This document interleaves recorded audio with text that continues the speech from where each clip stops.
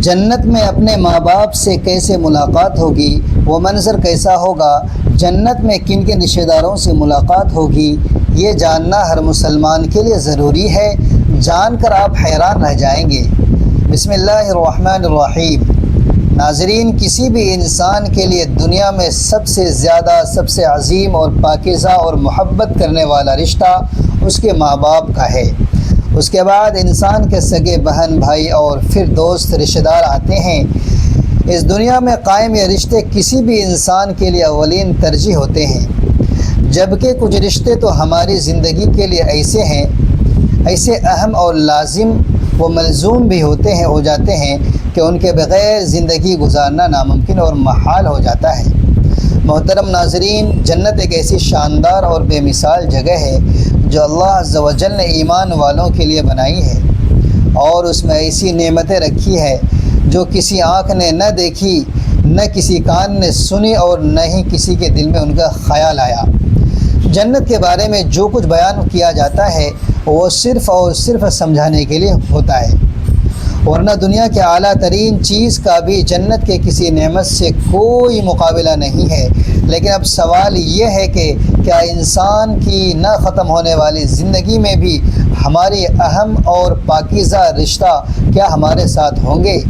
یعنی جنت میں یہ سوال اکثر ہمارے ذہنوں میں آتا ہے کہ دنیا میں ہمارا سب سے عظیم رشتہ یعنی ہمارے ماں باپ، ہماری ماں کیا جنت میں ہمارے ساتھ ہوگی؟ یا احادیث کی روشنی میں سوال کا جواب تلاش کرتے ہیں۔ آئیے احادیث کی روشنی میں سوال کا جواب تلاش کرتے ہیں۔ احادیث میں ہے کہ جب کوئی روح علیین میں پہنچتی ہے تو وہاں پر موجود روحیں ان سے ملنے آتی ہیں اور دنیا میں اپنے رشتہ داروں کے بارے میں معلوم کرتی ہیں۔ اس طرح جب کوئی انسان مرنے کے بعد علیین میں پہنچتا ہے تو اس کے رشتہ دار اس سے ایسے ملتے ہیں جیسے کسی دور دراز سے آنے والے مسافر سے ملاقات کی جاتی ہے، اور دونوں آپس میں مل کر بہت خوش ہوتے ہیں۔ ارشاد باری تعالی ہے، اے میرے بندو، آج تم پر نہ کوئی خوف طاری ہوگا اور نہ تم غمگین ہوں گے، میرے وہ بندے جو ہماری آیتوں پر ایمان لائے تھے اور فرما بردار رہے تھے۔ تم بھی اور تمہاری بیویاں بھی خوشی سے چمکتے چہروں کے ساتھ جنت میں داخل ہو جاؤ۔ ان کے آگے سونے کے پیالے اور گلاس گردش میں لائے جائیں گے، اور اس جنت میں ہر وہ چیز ہوگی جس کے دلوں کو خواہش ہوگی اور جس میں آنکھوں کو لذت حاصل ہوگی۔ ان سے کہا جائے گا کہ اس جنت میں تم ہمیشہ رہو گے۔ محترم ناظرین، ان آیات سے ثابت ہوتی ہے کہ جنتی مردوں کی بیویاں بھی جنت میں ان کے ساتھ ہی ہوں گی اور ایک ساتھ ہی جنت میں رہیں گے۔ وہاں جنت میں انہیں ہر وہ چیز مہیا کی جائے گی جس کی وہ خواہش کریں گے۔ حضرت ابو ہریرہ رضی اللہ تعالیٰ عنہ سے روایت ہے کہ رسول کریم صلی اللہ علیہ وسلم نے ارشاد فرمایا، جس وقت کوئی مومن بندہ مرنے کے قریب ہوتا ہے تو رحمت کے فرشتے سفید ریشمی کپڑا لے کر آتے ہیں اور روح سے کہتے ہیں کہ نکل جا، تو اللہ سے رضامند ہے اور اللہ تجھ سے رضامند ہے، اللہ تعالیٰ کی رحمت کی جانب اور اس کے رزق کی جانب اور اپنے پروردگار کی جانب جو کہ غضبناک نہیں ہے۔ پھر وہ روح اس طرح معطر حالت میں نکل جاتی ہے جس طرح سے عمدہ خوشبودار مشک، اور فرشتے ہاتھ پر اسے اٹھاتے ہوئے آسمان کے دروازوں پر لے جاتے ہیں۔ تو آسمان والے فرشتے کہتے ہیں، کیا عمدہ خوشبو ہے جو کہ زمین سے آئی ہے۔ پھر اس کو اہل ایمان کے ارواح کے پاس لاتے ہیں تو وہ ارواح خوش ہوتی ہے، اور یہ خوشی اس خوشی سے بھی زیادہ ہوتی ہے جو کسی بچھڑے ہوئے کی آمد سے انسان کو میسر آتی ہے۔ پھر وہ پہلے سے موجود مومنین اس نئے آنے والے روح سے دریافت کرتے ہیں، معلوم کرتے ہیں کہ فلاں آدمی نے کیا کیا اور فلاں آدمی کا کیا ہوا، یعنی جس شخص کو دنیا میں چھوڑ کر گئے تھے اب وہ کس طرح کے کاموں میں مشغول ہیں۔ پھر انہی میں سے چند ارواح آپس میں ایک دوسرے سے کہتی ہے کہ ابھی ٹھہر جاؤ اور اسے چھوڑ دو، کیونکہ یہ دنیا کے غم میں مبتلا تھا۔ یہ روح پوچھتی ہے کہ کیا وہ شخص ابھی تم لوگوں کے پاس نہیں پہنچا؟ وہ تو کب کا مر چکا تھا۔ اس پر وہ روح کہتی ہیں کہ پھر تو وہ جہنم میں گیا ہوگا۔ محترم ناظرین، پیارے نبی حضرت محمد صلی اللہ علیہ وسلم نے فرمایا کہ تمہارے اعمال تمہارے ان رشتہ داروں اور خاندانوں والوں کے سامنے جو آخرت یعنی عالم برزخ میں ہے پیش کیے جاتے ہیں۔ اگر نیک عمل ہوں تو وہ خوش ہوتے ہیں اور کہتے ہیں کہ اے اللہ، آپ کا فضل اور رحمت ہے، بس اپنی یہ نعمت اس پر پوری کیجیے اور اس کو موت دیجیے۔ اسی طرح ان پر گنہگار شخص کا عمل بھی پیش ہوتا ہے تو وہ کہتے ہیں اللہ اس کے دل میں نیکی ڈال دے جو تیرے رضا اور قرب کا سبب ہو جائے۔ مختلف روایات سے معلوم ہوتا ہے کہ جنت میں مختلف رشتہ دار ایک دوسرے کو پہچانتے ہوں گے اور ایک دوسرے سے ملتے جلتے رہیں گے، اور ان میں سے بعض کو ایک ساتھ رکھا جائے گا۔ سورہ طور کی آیت نمبر 21 میں اللہ سبحانہ و تعالیٰ کا فرمان ہے، جو لوگ ایمان لائے اور ان کی اولاد نے بھی ایمان میں ان کی پیروی کی تو ان کی اولاد کو ہم انہی کے ساتھ شامل کر دیں گے اور ان کے عمل میں سے کسی چیز کی کمی نہیں کریں گے۔ حضرت ابن عباس رضی اللہ تعالیٰ عنہ سے مروی ہے، بے شک اللہ تعالیٰ مومن کی آنکھوں کو ٹھنڈا کرنے کے لیے اس کی اولاد کو ان کے اصل مقام بلند کر کے اس کے پاس اس کے درجے میں پہنچا دیں گے، اگرچہ یہ اولاد اپنے اعمال کے اعتبار سے اس درجے تک نہ پہنچتی ہو۔ پھر آپ صلی اللہ علیہ وسلم نے یہ آیت تلاوت فرمائی، اور جو لوگ ایمان لائے ہیں اور ان کی اولاد میں بھی ایمان میں ان کی پیروی کی، اس سے معلوم ہوتا ہے کہ انسانوں کی اولاد کو اس کی خواہش کے مطابق ان کے ساتھ ہی رکھا جائے گا۔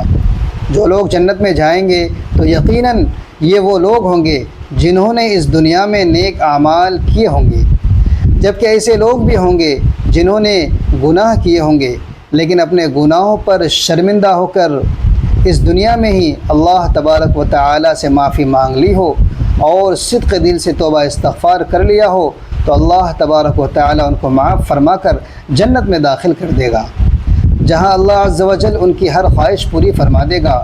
اور یقیناً اس کی خواہش میں سے ایک خواہش یہ بھی ہوگی کہ دنیا میں اس سے جو بھی گناہ سرزد ہو چکے ہوں گے یا کوئی گناہ والے اعمال اس نے کیے ہوں تو اس سے وہ تمام اعمال بھلا دیے جائیں گے، کیونکہ جنت امن اور سکون کی جگہ ہوگی جہاں منفی خیالات اور غم و غصے کی کوئی گنجائش نہ ہوگی، اور ایک مومن اور جنتی کے لیے ہر طرف خوشحالی ہی خوشحالی ہوگی، جیسا کہ سورہ بقرہ کی آیت نمبر 25 میں ارشاد باری تعالی ہے، اور جو لوگ ایمان لائے اور نیک عمل کرتے رہے ان کو خوشخبری سنا دو کہ ان کے لیے جنت کے باغ میں جن کے نیچے نہر بہہ رہی ہے، جب انہیں ان میں سے کسی قسم کا میوہ کھانے کو دیا جائے تو کہیں گے کہ یہ تو وہی ہے جو ہم کو پہلے بتایا گیا تھا، اور انہیں ایک دوسرے کے ہم شکل میوے دیے جائیں گے،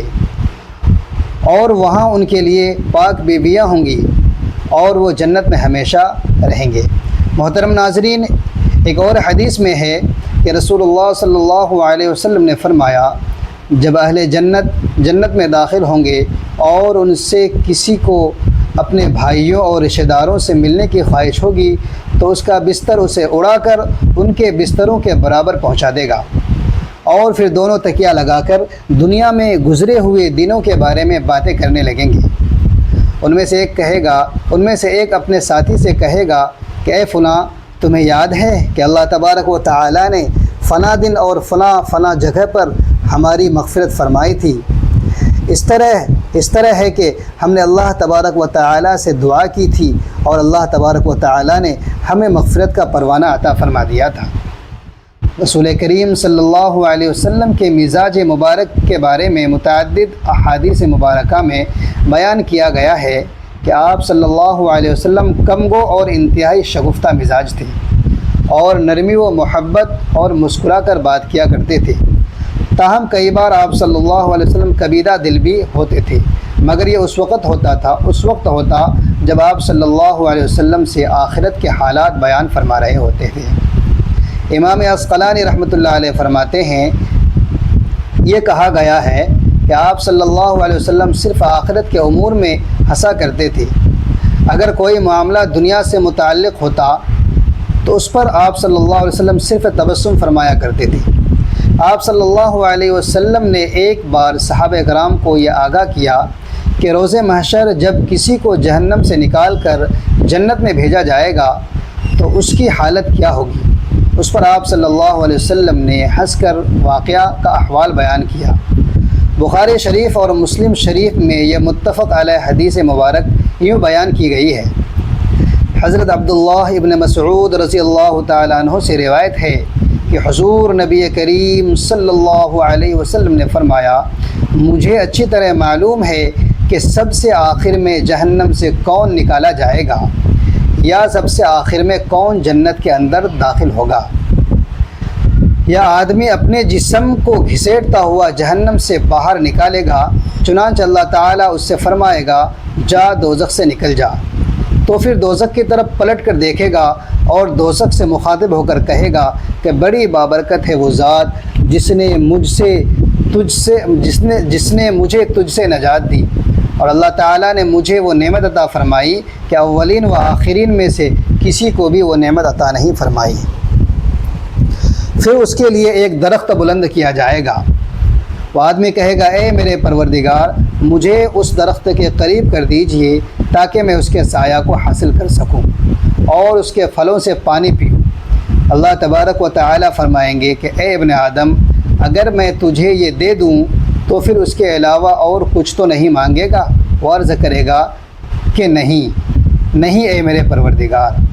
اللہ تعالیٰ اس سے اس کے علاوہ اور نہ مانگنے کا معاہدہ فرمائیں گے، اور اللہ تعالیٰ اس کے عذر کو قبول فرمائیں گے، کیونکہ وہ جنت کی ایسی ایسی نعمتیں دیکھ چکا ہوگا کہ جس پر اسے صبر نہ ہوگا۔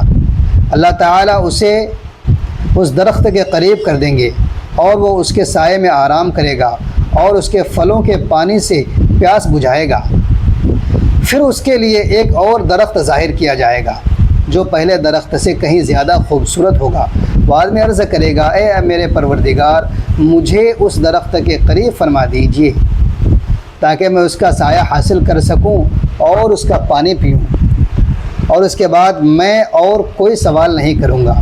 اللہ تبارک و تعالی فرمائیں گے اے ابن آدم، کیا تو نے مجھ سے وعدہ نہیں کیا تھا کہ تم مجھ سے اور کوئی سوال نہیں کرے گا؟ اور اب اگر تجھے اس درخت کے قریب پہنچا دیا تو پھر اور سوال کرے گا؟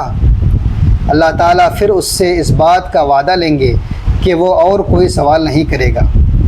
تاہم اللہ تعالیٰ کے علم میں وہ معذور ہوگا، کیونکہ وہ ایسی ایسی نعمتیں دیکھے گا جس پر وہ صبر نہ کر سکے گا۔ پھر اللہ تبارک و تعالیٰ اس کو درخت کے قریب کر دیں گے، اس کے سایہ میں آرام کرے گا اور اس کا پانی پیے گا۔ پھر اسے جنت کے دروازے پر ایک درخت دکھایا جائے گا جو پہلے دونوں درختوں سے زیادہ خوبصورت ہوگا۔ وہ آدمی کہے گا اے میرے رب، اے میرے اللہ، مجھے اس درخت کے قریب فرما دیجیے تاکہ میں اس کے سائے میں آرام کروں اور پھر اس کا پانی پیوں اور اس کے علاوہ کوئی اور سوال نہیں کروں گا۔